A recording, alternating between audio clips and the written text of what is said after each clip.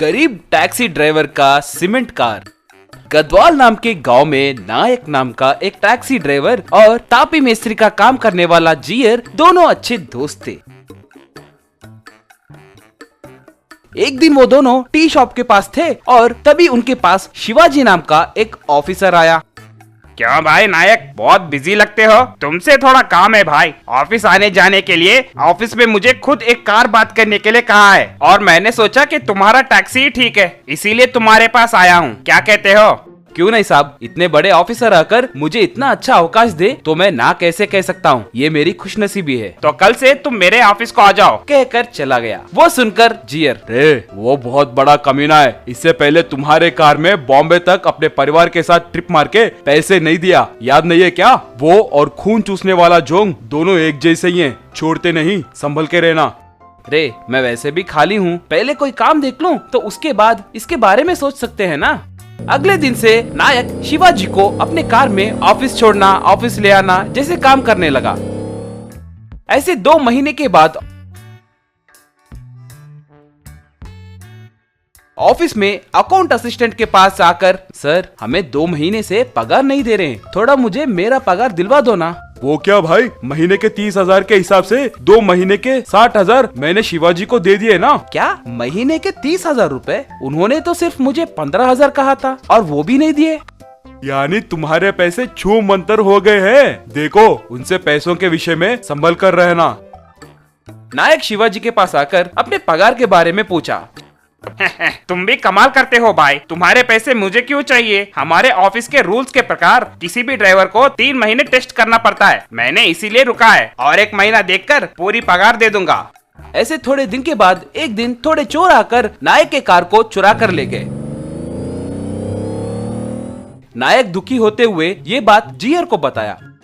वो सुनकर जियर, रे ये जरूर उस शिवाजी का काम होगा। उसने तुम्हें 3 महीने का टाइम दिया है ना। उसने सोचा कि अगर तुम्हारा कार नहीं रहा तो तुम्हें पैसे देने की जरूरत नहीं है।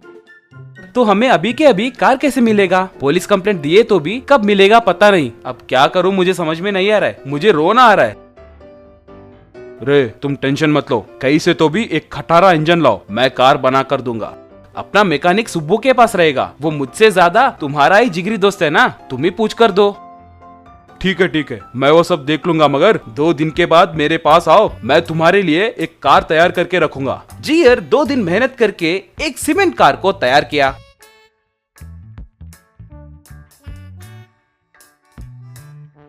नायक वहां आकर उस कार को देखकर, रे मामा ये तो बहुत अद्भुत है, तुमने मुझसे तुम्हारे पास पैसे नहीं है कहकर झूठ बोला है ना, ये नया कार है ना? तुमसे यही प्रॉब्लम है रे, हरदम ज्यादा रिएक्ट होते हो। ये सीमेंट से बनाया हुआ कार है, पहले उस शिवाजी के पास जाकर तुम्हारे पैसे वसूल करो। मामा ये सीमेंट कार है क्या? कोई भी इसे असली कार ही समझेगा, अब से मैं इसे ही चलाऊंगा, कहकर उस कार को चलाते हुए गया। नायक को कार में आते देखकर शिवाजी अपने मन में, ये क्या, इसके कार को मैंने चोरी करवाया है ना, फिर भी इतने जल्दी ये नया कार कैसे लाया? सोचा। नायक वहां आकर, सर मेरे पैसे मुझे दिए तो अच्छा रहेगा। दे दूंगा भाई, आज पूरा काम खत्म हो जाएगा। वैसे तुमने अपना कार बदले हो क्या?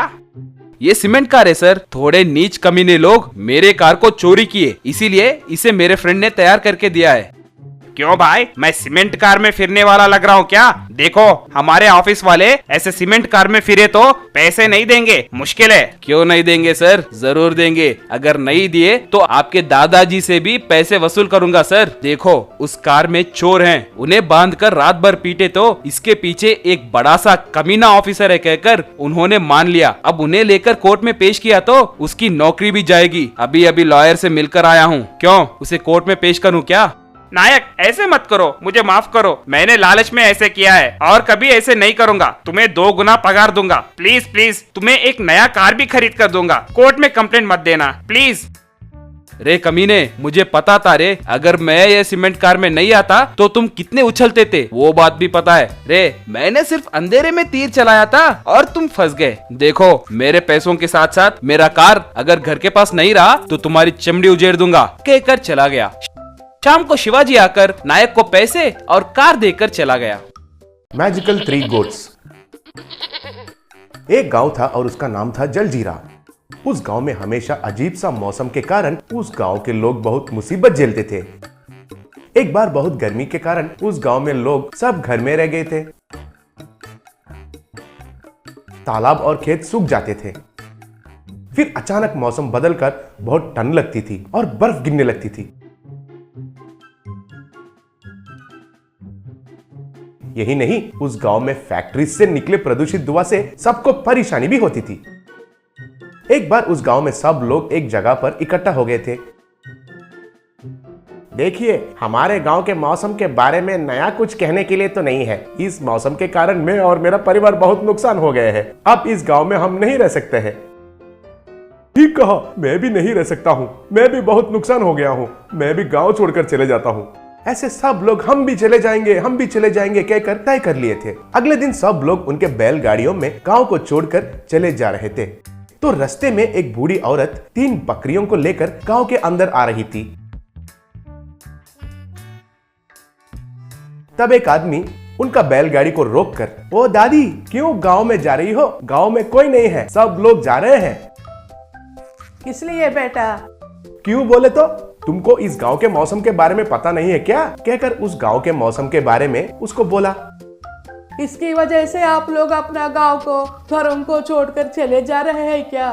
तो फिर मैं आपकी गांव को ये 3 बकरियां देती हूँ। इन बकरियों की वजह से आपका गांव हरा भरा और गैर प्रदूषण बन जाएगा।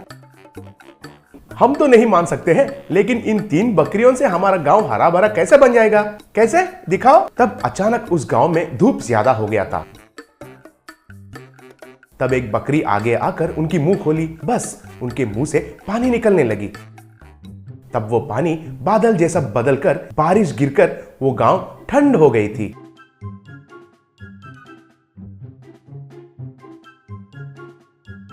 फिर अचानक से उधर बर्फ गिरना शुरू हुआ।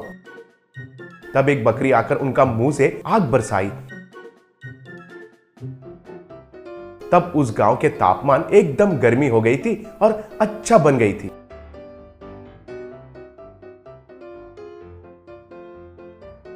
अब उन फैक्ट्री से प्रदूषित धुआं निकलने लगी। तब तीसरी बकरी उनका मुंह खोली। तब उनके मुंह से तूफान निकला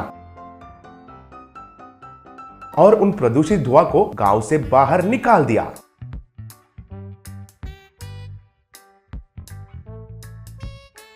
तब सब गांव वाले मिलकर तालियां बजाए।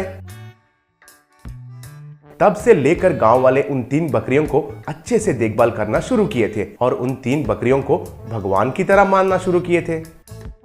Magical 3 wooden doors. थोड़े समय पहले एक लालची जमींदार के पास 3 सेवक थे। एक सेवक बहुत पतला था और बाकी के दोनों बलवान थे।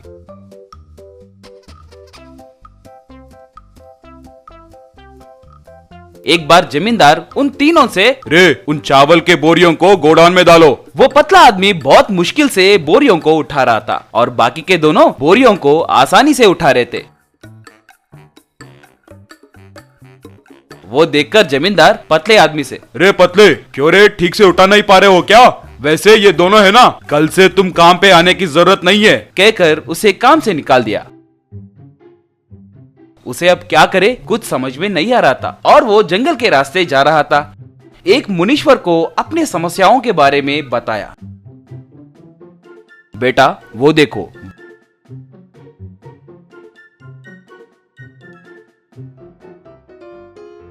वहां पर 3 पेड़ हैं, उनको 3 दरवाजे हैं।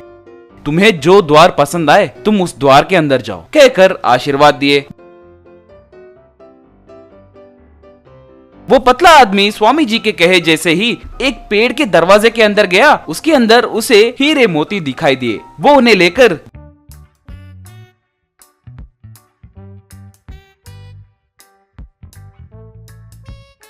जमींदार के पास जाकर जो भी था वो सब बताया। वाह, तुमने जॉकपॉट मारा है रे, मुझे सिर्फ तुम चाहिए बस। ये दोनों भैंसों की जरूरत नहीं है, कहकर उन दोनों को काम से निकाल दिया। उन दोनों को भी अब क्या करे कुछ समझ में नहीं आ रहा था और वो दोनों स्वामी जी के पास जाकर अपने समस्याओं के बारे में बताए।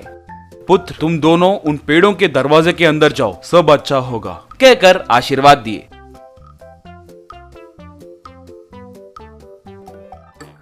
एक अंदर जाते ही उसे बहुत सारा सोना मिला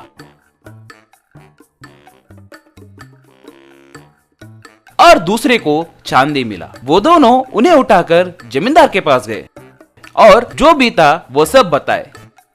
ओहो, तो अब मैं खुद जाकर उन तीनों दरवाजों में जितना भी खजाना है उन्हें अगर मैं हड़प लिया तो मैं और अमीर बन जाऊंगा और तब मुझे इन तीनों की जरूरत नहीं है। कहकर उन तीनों से रे, वो 3 दरवाजे कहाँ पर है मुझे बताओ, चलो। यूं कहकर वो लोग वहां से निकले।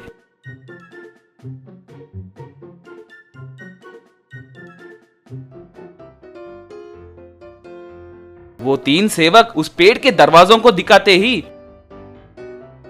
यही वो 3 दरवाजे हैं क्या? हाँ जी जमींदार जी, वो देखो स्वामी जी, उन्हें नमस्कार करके जाइए, सब अच्छा होगा। जब मुझे दरवाजे मिल गए हैं तो मुझे उससे क्या काम है? कहकर एक दरवाजे के अंदर गया। बस उसमें से एक बड़ा सा बाघ बाहर आकर उसे मारकर खा गई। इससे हमें यह सीख मिलती है कि लालच अच्छी बात नहीं है।